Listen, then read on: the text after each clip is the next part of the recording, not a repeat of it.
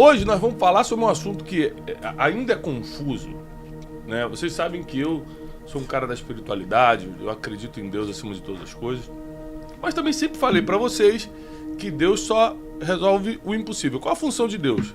Resolver o que é impossível. E o que é possível? É a função da sua inteligência. Então, se você não desenvolver sua inteligência, você acha que Deus vai fazer o quê? Vai fazer coisas que você poderia estar fazendo? Quer ver um exemplo? Quando Lázaro, o melhor amigo de Jesus, morre, Nico, já passou pela história de Lázaro? Já. Quando o melhor amigo de Jesus morre, ele demora ainda 3, 4 dias para ir lá ver Lázaro morto. Quando ele chega, já está um desespero na cidade, já está enterrado. E as irmãs, que eram muito amigas de Jesus também, as irmãs de Lázaro, falam: se você tivesse chegado antes, ele não teria morrido. Mas na verdade tudo tinha um propósito, né? E ela fala: calma. E Jesus fala: calma, Lázaro há de ressuscitar. E ela fala: não, claro, vai ressuscitar no último dia, que é a promessa. Depois que todo mundo morrer, um dia Jesus vai voltar e todo mundo ressuscita junto. Ele falou: não, Lázaro só está dormindo. Ele vai na porta do túmulo, é uma pedra redonda colocada. Ele vai na porta e fala o seguinte: retirem a pedra. O que é maneiro é o seguinte, que na sequência Jesus vai dar uma ordem: Lázaro, vem para fora, o morto vai ressuscitar 4 dias depois e vai sair. Mas na hora de tirar a pedra, ele não fez um sai pedra, ou fez assim, ou simplesmente pedra, remova-se. Porque aquilo que o homem pode fazer, que faça o homem. O homem não consegue ressuscitar morto, então deixa eu. Agora, tirar a pedra vocês conseguem, então tirem a pedra. Depois que eles fizeram a parte deles, Deus fez a dele. Então, basicamente, é sobre isso que eu quero falar hoje. Até onde vai a parte de Deus, na opinião de vocês, o que vocês acreditam sobre isso? E até onde entra a nossa capacidade de fazer negócio, né? Eu costumo dizer o seguinte: as pessoas perguntam: qual a sua formação acadêmica? Ontem mesmo eu tive que falar minha formação acadêmica, uma entrevista que eu passei online. Aí eu falei assim: eu tenho graduação, eu tenho um mestrado, né, em comunicação, linguagem e cultura, e eu tenho também um MBA em negócios, né, pela Wiser.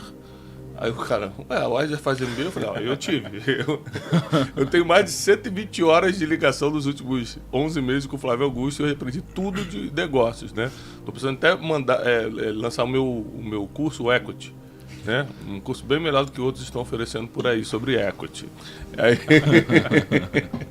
Mas eu aprendi coisas incríveis e hoje a gente começa a conversar sobre, a gente consegue conversar sobre negócio. Ou seja, não é porque eu tenho Deus que eu estou me dando bem nos negócios. É porque eu aprendi com vocês, basicamente, lendo muito com as experiências da vida. Então eu quero começar com a primeira pergunta. Por Flávio, nosso professor. Flávio, você construiu um negócio bilionário. Aliás, a maioria das coisas que você botou a mão multiplicou a nível de bilhão. O último foi o Orlando City, que eu tive o privilégio de ir lá, né? Éramos vizinhos em Orlando. E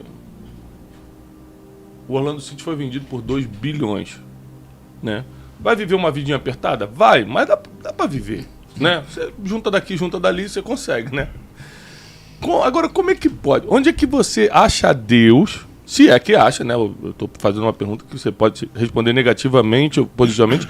Onde é que você acha Deus num cara que saiu do Jabu, né? Lá em Bangu, Rio de Janeiro, né? E entrou em negócios bilionários? Onde é que está Deus nisso? Assim, a gente tem vídeo de 20 anos atrás, você dando aula, cobrando os funcionários, sempre gerindo o negócio. Mas Deus entrou aonde? Me explica isso e que o pessoal também quer entender. Bom dia. Bom dia a todos. Bom dia. Bom, Brunet, a exata fronteira eu não sei te explicar. A exata fronteira. A partir daqui ou a partir dali. Eu penso o seguinte, eu acho que todo mundo tem que estar disposto a remover a pedra. Se não existir essa disposição, se ficar as pessoas com a passividade para remover a pedra, eu estou usando a metáfora, a história que você usou de Lázaro, não é? Se o cara tiver resistência para mover a pedra, se ele não fizer a parte dele, uma coisa é fato, Deus não vai fazer aquilo que eu posso fazer, aquilo que cada um vai fazer. Ele não vai remover a pedra. Então as pessoas têm que estar dispostas a remover a pedra. Agora, a partir de que momento? Porque crendo em Deus, crendo na existência de Deus, como eu creio, a gente crê que Deus em algum momento ele age. Em qual momento? Pode ser diferente de pessoa para pessoa, de situação para situação, de momento para momento. Na realidade, ele decide fazer aquilo que ele quer. Agora, eu preciso estar disposto a remover a pedra. Não é? Trabalhar, foram muitos anos trabalhando muitas horas por dia. Agora, onde Deus põe a mão, onde ele tem a bênção dele, o negócio anda. Várias coisas sobrenaturais acontecem. Várias coisas. Eu vou dar um exemplo. Você falou aqui do Orlando City, não é? O Orlando City passou por um período difícil no Covid, como todas as empresas, como a Wiser, como todas as empresas que existem, passaram por momentos difíceis durante o Covid, porque a gente teve que aportar capital para poder sustentar aquele negócio enquanto ele estava fechado. Toda empresa que ficou fechada teve que ter capital aportado ali, não é? Então, como a coisa se desenrolou, como a venda aconteceu, ela já estava acontecendo, o processo aconteceu, mas ela poderia não ter acontecido também. Você entendeu? Então, às vezes existe um imponderável, aquilo que você não controla, e aí onde, na minha visão, é onde Deus vai estar te abençoando ali. É onde você esgotou as suas possibilidades, e aí alguma coisa extra, sobrenatural, vai ali e pode acontecer. E já aconteceu várias vezes comigo. Tu acredita meio nesse negócio sobrenatural, cara? Você é um cara muito matemático, né? Cara, eu sou um cara muito matemático. Eu tava refletindo enquanto vocês falavam aqui, e você nunca vai saber sobre os caminhos que nunca aconteceram. Então, cara, isso é muito forte porque às vezes, né, Deus, ele age de uma forma que ele te tira de um caminho e você nunca nem saberia o que teria acontecido se você não tivesse ido pelo outro. Então, muitas das coisas que acontecem na nossa vida tem algum tipo de interferência e que provavelmente a gente nunca saberá qual teria sido o impacto, né, de não seguir por esse caminho. E na minha vida eu tenho refletido muito sobre destino. Eu tenho refletido muito sobre destino, né? Eu conheço um cara que fala sobre destino. Tem um cara que fala sobre destino, né? Vou indicar. E aí, o que eu comecei a refletir sobre destino, né? Porque eu acho que tem muita gente que fala que tá tudo escrito, tem gente que fala que tudo é Deus, tem gente que fala que nada é Deus, tem gente que fala que tudo depende de você e tudo mais. E eu comecei a interpretar isso da seguinte forma. O destino é como uma viagem. Pô, você vai fazer uma viagem e você tem um destino. Isso é Deus. Mas dentro desse destino existe o seu livre-arbítrio. Existe o que você pode fazer para mudar o seu destino dentro das possibilidades. Existe um livre-arbítrio para que você mude isso daqui um pouquinho, mas um destino sempre existe, né? E eu acho que é difícil você entender até que ponto, de fato, Deus fez, Deus não fez, Deus mudou. Por quê?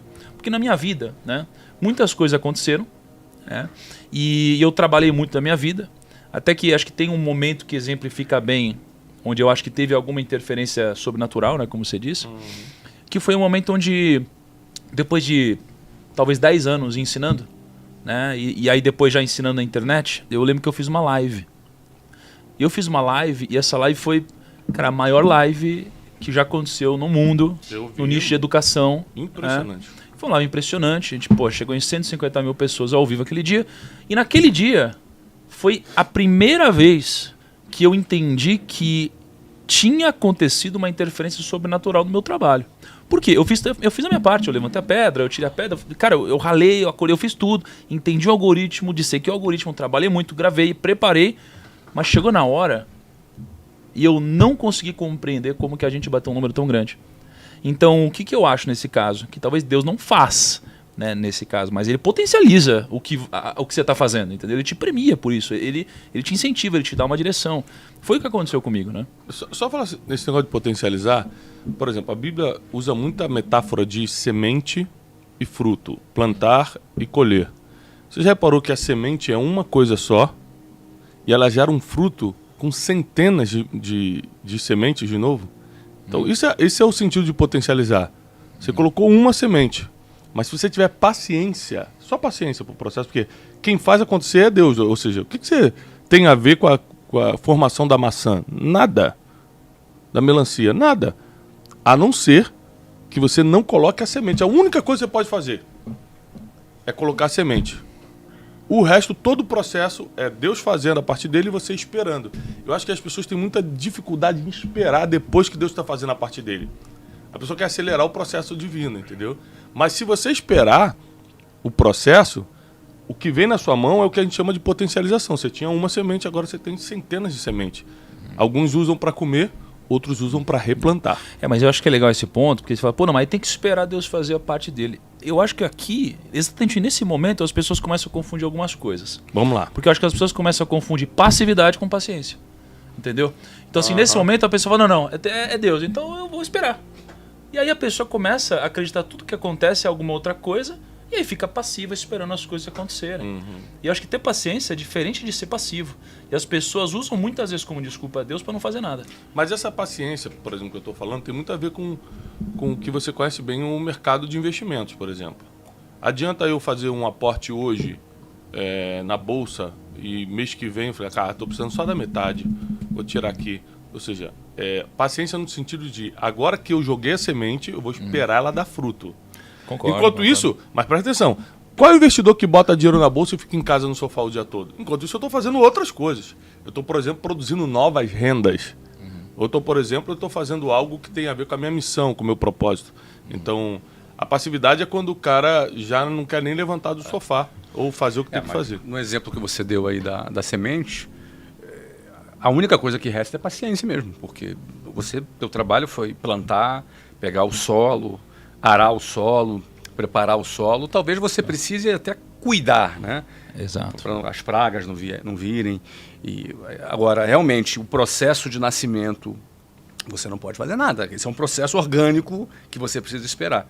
Tem culturas que levam meses, né? Eu não me lembro, bambu, parece que leva bastante tempo. Existe um bambu ali na China que cresce para baixo primeiro. Cresce para baixo primeiro, para depois crescer para cima, e depois cresce não sei quantos metros por dia. É um negócio assim impressionante. Às vezes a pessoa ela tem uma ansiedade por ver o fruto chegar, porque eu plantei, porque eu me dediquei, e aí esse fruto não vem, e é natural que ele não venha, é normal que ele não venha, é normal que leve algum tempo, e aí ele fique muito ansioso e às vezes coloca aquele resultado a perder. Né? O que eu pego disso que você está falando, Bruno, é que eu acho que é um trabalho em conjunto.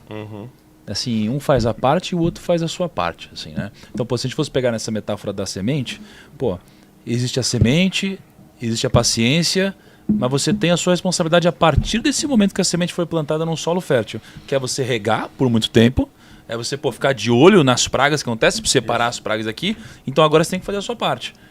Então tem um lado fazendo uma parte e você fazendo a sua. Esse trabalho em conjunto é o que acredito que realiza as grandes obras, entendeu? Eu concordo com você na sua paciência. Eu só acho que algumas pessoas usam isso como desculpa para não fazer nada. A maioria das pessoas que não querem fazer nada sempre vão encontrar uma boa desculpa em qualquer coisa, né?